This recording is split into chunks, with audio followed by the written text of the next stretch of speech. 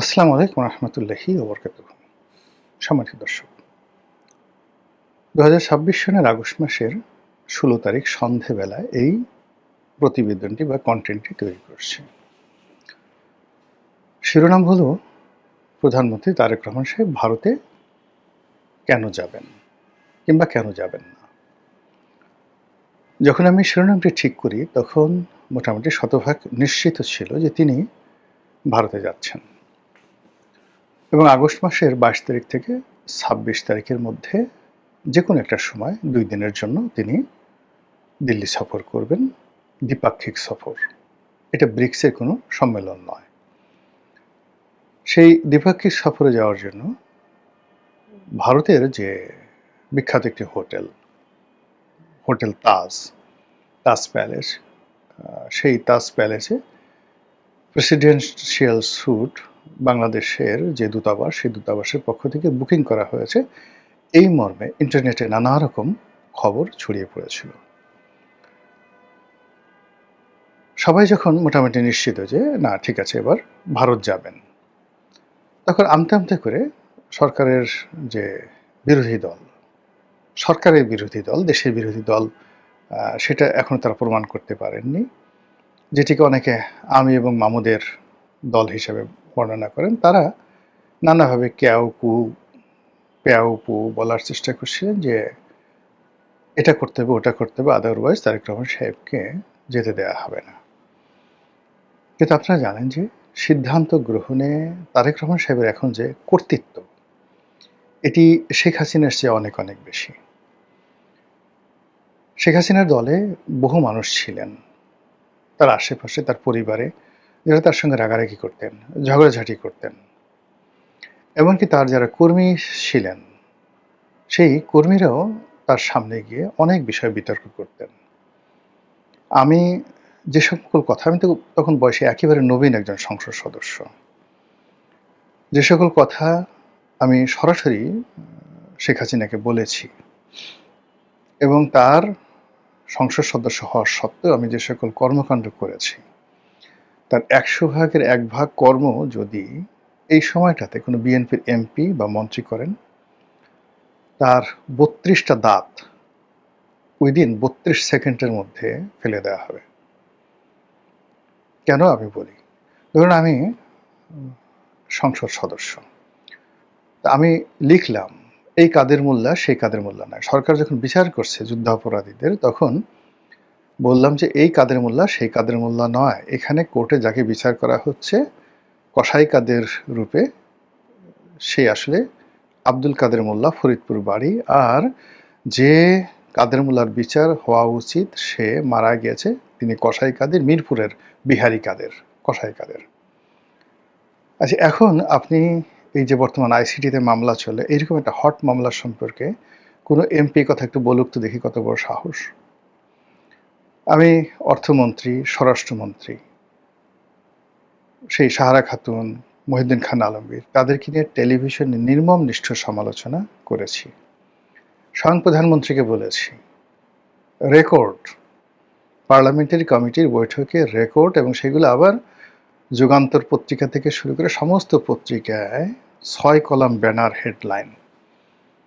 MP রনির অভিযোগ প্রধানমন্ত্রীর কোনো চেইন অফ কমান্ড নেই। আপনি এরকম একটা কথা এখন কোন একজন এমপি বলুক, তারপর সেটা আসুক যে তারেক রহমান সাহেবের কোনো চেইন অফ কমান্ড নেই। দেখেন দাঁত কয়টা থাকে। ওখানে বসে সরকারি দলের এমপি তখন তারেক রহমান সাহেবের প্রশংসা করেছি। বেগম জিয়াকে নিয়ে লিখেছি স্বপ্নলোকের গল্পযুগে বেগম জিয়ার রাজনীতি। একবার নয়, দুইবার নয়, তিনবার নয়, বহুবার ইউনূস সাহেবকে নিয়ে লিখেছি। তো এই গণতন্ত্রটা আওয়ামী লীগের জমানাতে ছিল।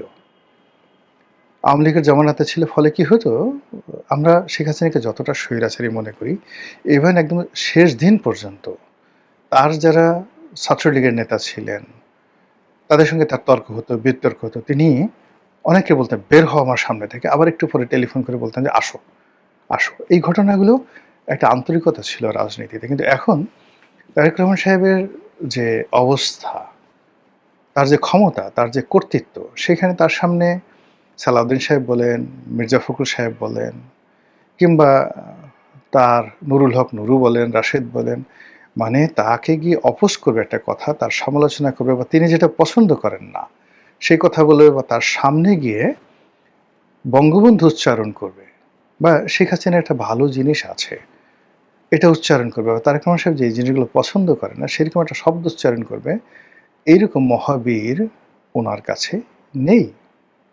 পুরো মানে ওনার মানে ক্যাবিনেটের মধ্যে, ওনার পার্লামেন্টে এই জিনিসগুলো নেই। এর কারণটা হলো যে তার একক কর্তৃত্ব, একক ক্ষমতা। সেই ক্ষমতা তার বিরোধী দলের উপরে। শেখ হাসিনার বিরোধী দল যারা ছিলেন তারাও গৃহপালিত ছিল। তিনি এরশাদ সাহেবকে, রওশন এরশাদকে, তারপরে শেষে জিএম কাদেরকে, এদেরকে নিয়ে ঘুডু করতে পারতেন, একজন আরেকজনের বিরুদ্ধে লাগিয়ে দিতে পারতেন। রাশেদ খান মেনন এবং তার দলের মধ্যে ফজলে হোসেন বাদশাহ, তাদের মধ্যে ঘুডু লাগিয়ে দিতে পারতেন। এরপরে হাসানুল হক ইনু, মঈনুদ্দিন খান বাদল, তাদের মধ্যে ঘুডু লাগিয়ে দিতে পারতেন। এখন তারেক রহমান সাহেবের সেটা বলতে হয় না, তিনি যেটা চাইবেন সেটাই সংসদের বিরোধী দল এবং রাজপথের বিরোধী দল হুবহু সেম জিনিসটা করবে।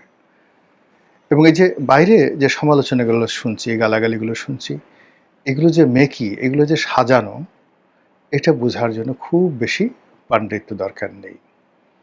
তো সেই দিক থেকে জনাব তারেক রহমান সাহেবের ভারত সফরে যাওয়া, এটা 100% তার ডিজায়ার, তার একক ডিজায়ার।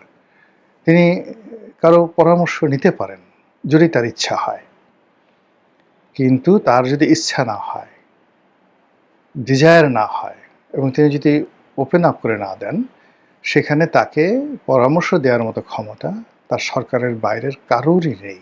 নো ওয়ান, ভিতরও নেই, বাইরেরও নেই। তো সেই দিক থেকে তিনি ভারত যাচ্ছেন, ভারত যাবেন, এটা একান্তই তার ব্যক্তিগত বিষয়। যাবেন না তাও তার ব্যক্তিগত বিষয়। গেলে কি হবে সফলতা, এটার সফর তাকেই করতে হবে বা আমাদেরকে করতে হবে। না গেলে কি হবে, অ্যাজ ইট ইজ, মানে কমপ্লেক্স ব্যাপার। এইরকম একটি অবস্থা যখন সরকারের ভিতরে বাইরে সরকার প্রধানকে নিয়ে এরকম যখন একটা অবস্থা চলছে, ঠিক সেই সময়টিতে আমরা জানলাম যে তিনি ভারত সফরে যাচ্ছেন। প্রথমত সবাই দুনিয়া উল্টে গেলে যাবে না ইত্যাদি ঘটনা, তিনি যাচ্ছেন অল অন এ সাডেন। আমরা তো অবাক হয়ে গেলাম, কি ব্যাপার, তিনি যাচ্ছেন। একেবারে দিল্লিতে হোটেল বুক করা হয়ে গেছে, 2 দিনের সফরে যাচ্ছেন, তাও আবার এই আগস্ট মাসের 22 থেকে 26 তারিখের মধ্যে। এটা কেন, কি কারণে? নানা রকম ইউটিউবে যারা কন্টেন্ট তৈরি করেন, আওয়ামী লীগের পক্ষের লোক, বিপক্ষের লোক, তারা এটা নিয়ে একেবারে নাকে নস্যি বেঁধে বিচার করে, বিশ্লেষণ করে নানা রকম কথা বলার চেষ্টা করছেন। গেলে কি হবে, না গেলে হবে, কেন যাবেন, যারা আওয়ামী লীগের লোকজন আসতেই হবে ভারতে, ভারত ছাড়া কি তারেক রহমান সাহেবের ক্ষমতা টিকে থাকা সম্ভব, ইত্যাদি। এই যখন চলছে, তখন আজকের দিনের খবর হলো এই বিকেল পর্যন্ত। আবার এটা যে কালকে থাকবে আই এম নট শিওর, আগামীকাল এটা পরিবর্তন হতে পারে। এই কারণে এটা হলো প্রধানমন্ত্রীর ডিজায়ার। তিনি যখন ইচ্ছা, যেভাবে ইচ্ছা সেভাবে তিনি সিদ্ধান্ত গ্রহণ করবেন। তো কাজেই আজকের দিনে খবর হলো যে উনি যাচ্ছেন না। উনি 2টো শর্ত দিয়েছেন বলে পত্রপত্রিকায় এসছে। শর্ত নম্বর 1, শেখ হাসিনাকে ফেরত দিতে হবে। শর্ত নম্বর 2, উসমান হাদির হত্যাকারীকে ফেরত দিতে হবে। এটা যেভাবে আলোচনা হচ্ছে, তদ্রূপ ডিপ্লোম্যাটিক ল্যাঙ্গুয়েজে পররাষ্ট্র মন্ত্রণালয়ের থেকে বলা হচ্ছে যে জনাব তারেক রহমান সাহেব প্রধানমন্ত্রী, তিনি যে ভারত যাবেন, এটা যাওয়ার জন্য যে একটা অনুকূল পরিবেশ দরকার, সেই পরিবেশটা এখনো তৈরি হয়নি বা সৃষ্টি হয়নি। ব্যাস, এই পর্যন্তই। তো এরই মধ্যে আবার তারেক রহমান সাহেবের যারা বিরোধী পক্ষ বা যারা চান তারেক রহমান সাহেব ভারতে যান, ভারতে যাওয়ার পর ভারত তাকে শিকল দিয়ে আটকে ফেলুক। শিকল মানে কি, মায়ার বন্ধন, ভালোবাসার বন্ধন, গলায় মালা পরে আটকে ফেলুন। তারপর তার হাতে শেখ হাসিনাকে তুলে দিবেন। তারপর তাকে অনুরোধ করবেন যে আপনি আওয়ামী লীগের সেই নিষেধাজ্ঞা উঠে পড়ুন। আর আওয়ামী লীগের লোকজন শামীম ওসমানের নেতৃত্বে, জাহাঙ্গীর কবির সাহেব নানক এর নেতৃত্বে, বাহাউদ্দিন নাজমী সাহেবের নেতৃত্বে প্লেন ভরে লন্ডন, আমেরিকা থেকে হাজার লোক বাংলাদেশের এয়ারপোর্টে আসবে। কোটি মানুষ তাদেরকে অভ্যর্থনা জানাবে। আর বিএনপির লোক আর জামাতের লোক ঘরে শুয়ে লেমন চুষ খাবে। এই যে এটা স্বপ্নবিলাসী কল্পনা, এই কল্পনা যারা করেন তাদের বক্তব্য হলো তাকে ভারত যেতেই হবে। ভারতে না গেলে তিনি টাকা পাবেন কোথায়? ডিজেল পাবেন কোথায়? গ্যাস পাবেন কোথায়? এই মুহূর্তে তো বাজেটারি সাপোর্টের জন্য তার যে টাকা দরকার এটলিস্ট $4 to 5 বিলিয়ন দরকার। সেই $4 থেকে 5 বিলিয়ন চীন তো তাকে দিচ্ছে না। একমাত্র ভারতই তাকে দিতে পারে। সৌদি আরবও তাকে দেবে না। কেউ দেবে না। কোনো বন্ধু নেই। IMF দেবে না, ওয়ার্ল্ড ব্যাংক কেউ দেবে না। অন্যদিকে যেটা IMF থেকে আমাদের পাওয়ার কথা সেটা তো আমরা পেলামই না। ইউনূস জামানাতে অর্থাৎ শেখ হাসিনার জামানাতে যেটা প্রায় $5 বিলিয়ন যে একটা ঋণ চুক্তি স্বাক্ষরিত হয়েছিল, যেটা ৩টি কিস্তি দেওয়া হয়েছিল বা ২টো কিস্তি দেওয়া হয়েছিল, বাকি কিস্তি একটাও ইউনূস জামানাতে